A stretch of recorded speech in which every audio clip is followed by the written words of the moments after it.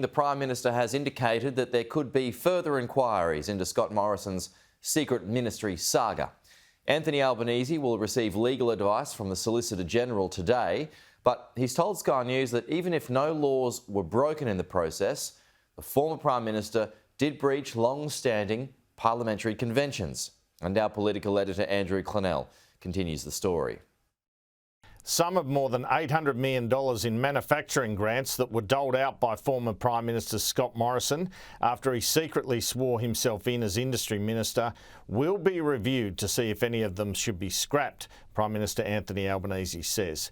The Prime Minister is due to receive advice from the Solicitor General into the former PM's secret swearing in to 5 ministries, which the PM conceded may well say the arrangement is legal. Mr Albanese said a further inquiry into the Morrison secret ministries affair could be announced in order to ensure a Prime Minister never secretly swears himself into portfolios again.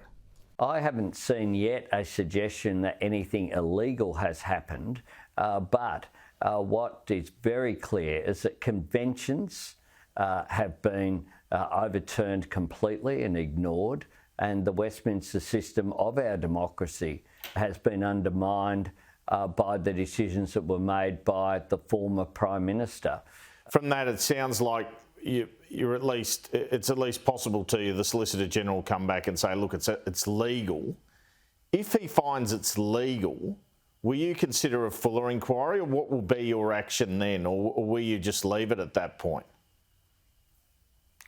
I'm not going to preempt the advice that we receive, but very clearly there's a need for proper scrutiny of what occurred here. The Prime Minister said that as soon as practicable, he would announce a Royal Commission-style inquiry into Australia's response to the COVID pandemic, and it would look at the responses of federal and state governments, but would have a federal focus.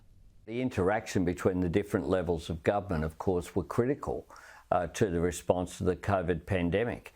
The response of various government agencies, how it operated, the different jurisdictions.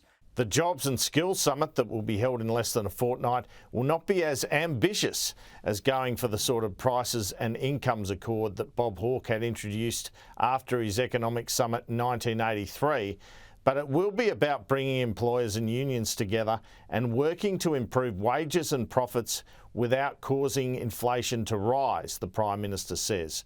Prime Minister Albanese says that the advice he has received is that inflation in Australia, which is presently at around 6%, will not hit the 10% that it has in the UK. Mr Albanese also defended the number of reviews the government was doing, saying it was about building the case for reform. I'm very hopeful, for example, at the Jobs and Skills Summit, that we can get agreement between employers and unions about their common interests. And in order to do that, you've got to get people around the room. In saying that, it sounds like you're after something like the Prices and Incomes Accord that Bob Hawke produced. Is that what you're hoping for out of this summit? I think, no, we're not as ambitious as that. That was the right policy for the right time. But what we are interested in is making sure that we can have improvements in enterprise bargaining, that we can focus there on productivity, and we can focus on ways in which business and unions come together.